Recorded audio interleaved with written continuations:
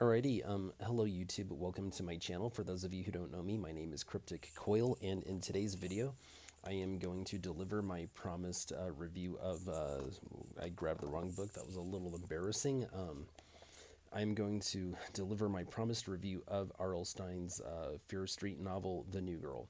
Now, The New Girl is the first book in the Fear Street series, and before I get into the plot description, I am going to explain to you why I'm holding up two different copies. So, this copy right here is the copy that came out in 1989 with the original cover. And this copy here is a reprint from 2006. Now, just for kicks and giggles, I'm going to show you something. As you can see, the 2006 reprint is just a little bit taller. And there are a few other slight differences, and I'll get into that later. But for now, please let me just get into the plot description. So, I took some notes after I read the book. Next time I read a book that I intend to review on YouTube, I will actually be taking notes as I read. Excuse me a second. Let me take a sip of my scotch. I've been looking forward to this for days.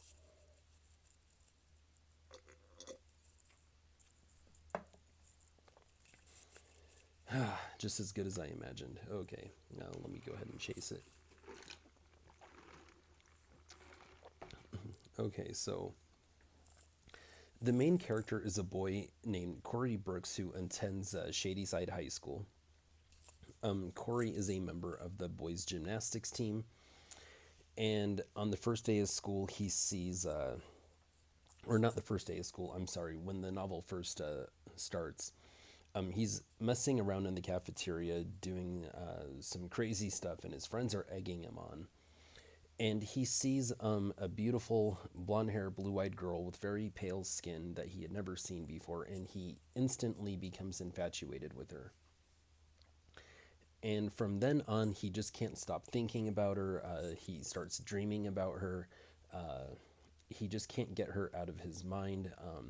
It affects his performance in school. It affects his performance in gymnastics. He starts to miss gymnastics class. I already mentioned that he dreams about her. He also walks up and down the hallways, keeping his eyes open for her because he really wants to introduce himself to her so he can get to know her and maybe date her and all that good stuff. Sometimes, like, he'll see her in the hallway and she'll be all the way at the other end of the hallway, and she'll dip into her classroom and the bell will ring, and then he's got to get to his class. So he doesn't get to talk to her. And other times he walks up and down the hallway looking for her and he just can't find her. And then he realizes that she hasn't been at school for a while lately, and he tries to get to the bottom of it. There's a girl that lives next door to Corey named Lisa Bloom. Lisa and Corey have known each other all their lives. Their families are very close. They even have like family game nights with each other. It's revealed early on in the book that Lisa begins to develop a crush on Corey, but by then Corey had already seen Anna and become infatuated with her, and Lisa has all of a sudden become invisible to Corey, and he fails to see any of the signs of interest that Lisa has shown him. Lisa, however, is the person who provided Corey with Anna Corwin's identity because Lisa and Anna take physics class together. Throughout the book, Corey starts to try to pick Lisa's brain and find out what's going on with Anna. Like, what does Lisa know about Anna that could be helpful to Corey? And it really irritates Lisa. Lisa's a little bit jealous. So eventually that goes nowhere. Corey eventually calls 411 and asks the operator for the Corwin's phone number and address. Now, I imagine that to younger readers, that's going to seem a little bit creepy. But what some of you guys may not understand is that this book was written in 1989. Back then, there was no such thing as social media. Nobody had a cell phone in their pocket. and nobody certainly had the internet in their pocket. So it's not as bad as you think. Now, back then, that was just the way things were done oftentimes. It still could have been creepy depending on the situation and the people involved, but at the time, those were the tools that people had. So it wasn't quite as creepy as younger readers would think it were. Where the younger readers might be right in suspecting that Corey might be a little bit of a creep is the fact that Corey does go down to Fear Street to Anna's house a few times where he's unexpected and uninvited. Corey does start to slowly get to know a little bit about Anna. He slowly starts to get to know her a little bit. And every time Corey goes down to Fear Street, he encounters this old man walking a dog. The dog is a Doberman named Voltaire.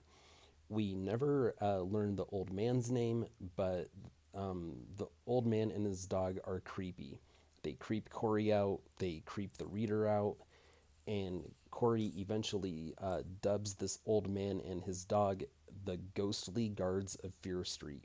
And Corey speculates that it's their job to protect the secrets of Fear Street, because if the residents of Shadyside learn the secrets of Fear Street, it'll explain all the bizarre occurrences and disappearances and things of that nature that have occurred on Fear Street over the years. So there was one or two times when Corey was actually attacked by the dog. Corey also has a best friend in the book named David Metcalf. David Metcalf is a fellow gymnast on the gymnastics team with Corey, and they're best friends. They've known each other for a very long time.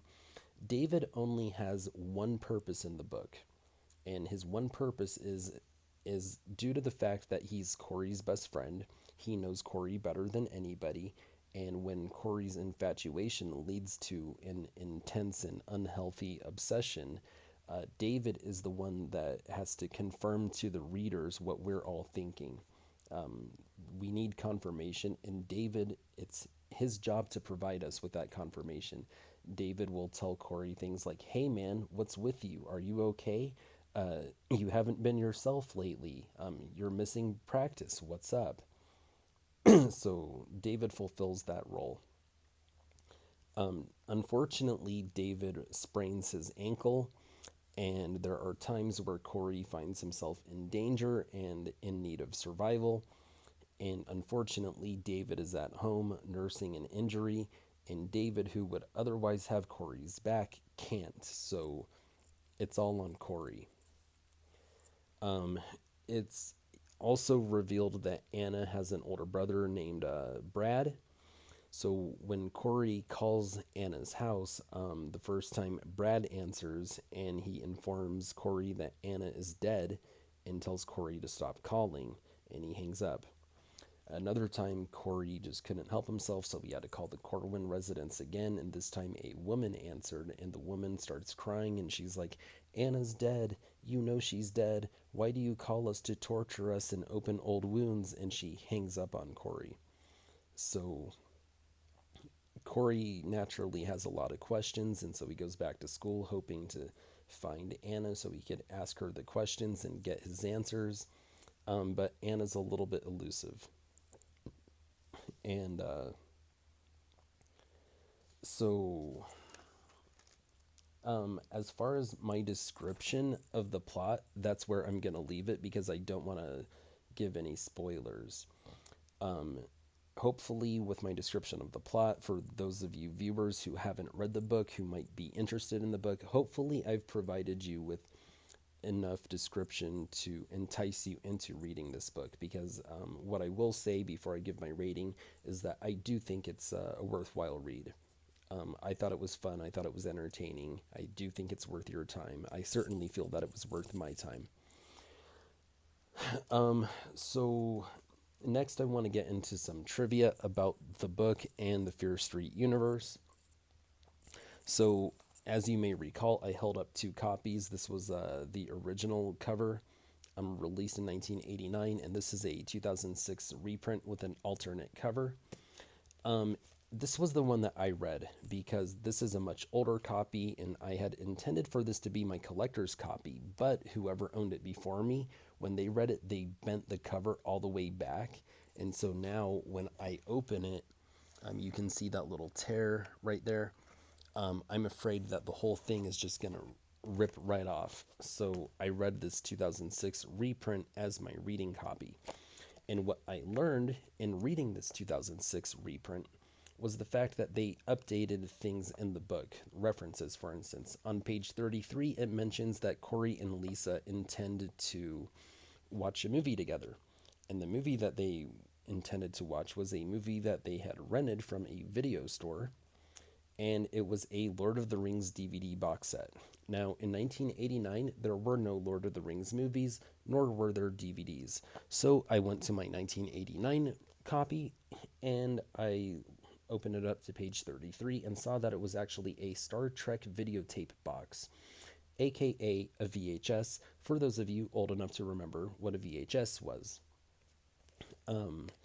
Also on page 123, Lisa and Corey find themselves at the school dance, and it mentions that a song from the new Missy Elliott album came on.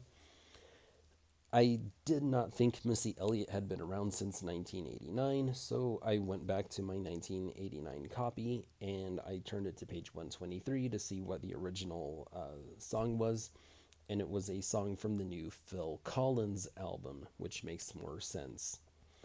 I'm not 100% certain, but I think I recall even finding a Kanye West reference in this 2006 copy.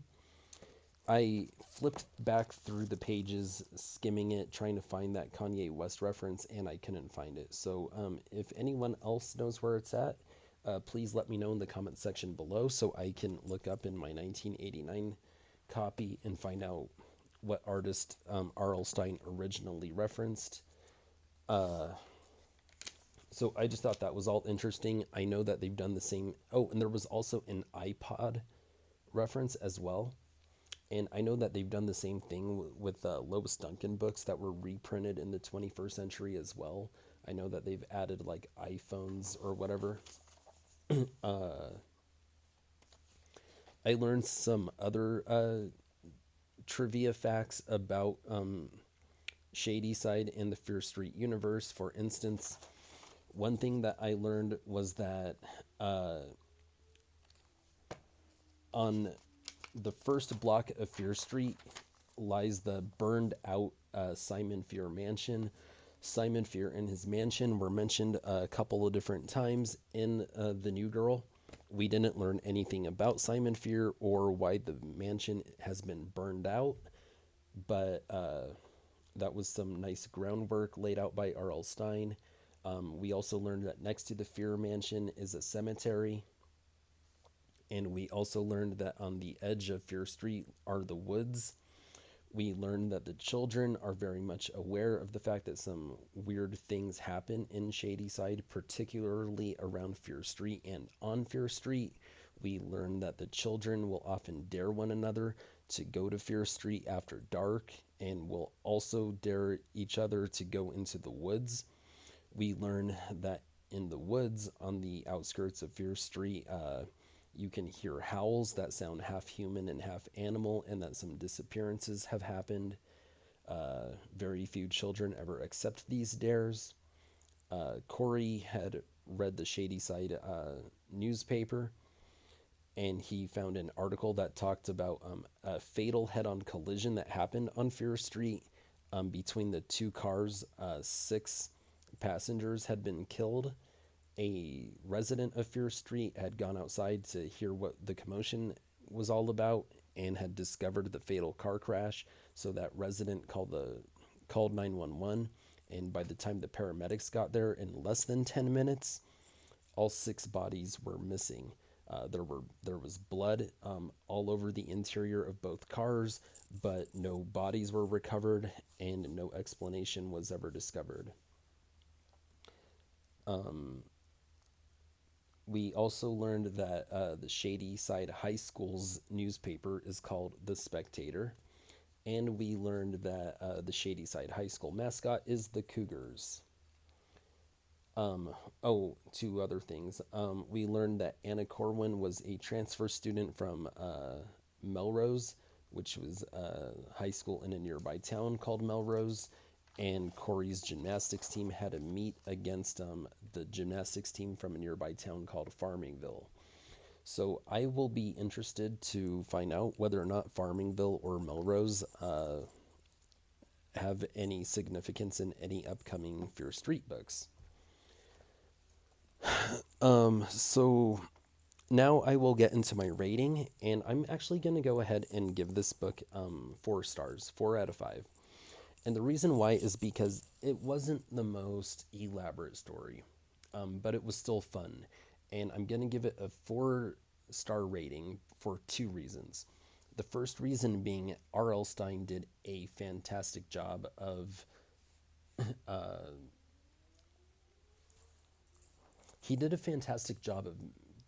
laying down the foundation for the Fear Street universe and setting up things for future Fear Street books in the series, okay? So I'm going to give him that. The second thing is that R.L. Stine actually did a pretty good job of playing with our mind.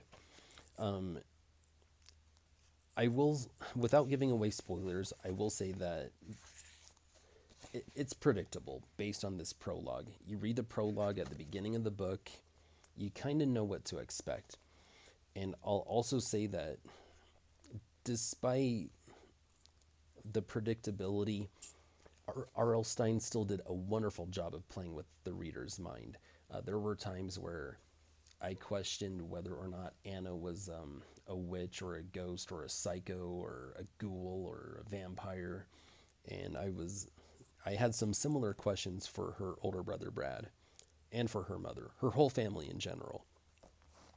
The old man had told Corey one time that everybody on Fear Street is a little bit strange. He certainly was. And he also told Corey that the Corwins were as well, and that they like to be left alone for a reason. So, now, how the old man knew what he knew about the Corwins is never explained, but it's not really important. So, due to the fact that R.L. Stine did a great job for laying out the groundwork for the Fear Street series and universe, and due to the fact that he did a pretty good job of playing with our minds, and it was a really fast-paced read, and I just couldn't wait to finish it. I couldn't put it down. I really wanted to know how he was going to end it. It was fun and exciting enough that I'm going to give it that 4 stars. The only reason I don't give it 5 is just because I feel like the story could have been a little bit more complex. The last thing that I want to say is that I actually found, about the book. I found the story a little bit relatable because when I was in high school, I was infatuated with a girl that was also blonde hair, blue eyed, had pale skin. So as I read the book, that's how I pictured Anna to look. And let's just say the circumstances were very odd, a little bit creepy, and the girl was pretty unusual. And the story didn't end the way I would have had it end back then if it were up to me, any more than the story ended for Corey the way he would have had it end if it were up to him. So if you're interested in hearing that story, I'm going to go ahead and do another video right after this. So if you're interested, please do watch. Don't feel obligated. I won't be upset if you're just not interested in my story. That's fine. The last thing that I want to say is, since I'm new to reviewing books, please let me know how I did in this first review. Please tell me what I did well, what you think I could have done better, what you think I should have done better. And I'm open to constructive criticism and feedback. All right. Well, thank you guys for watching. Horns up. Peace out.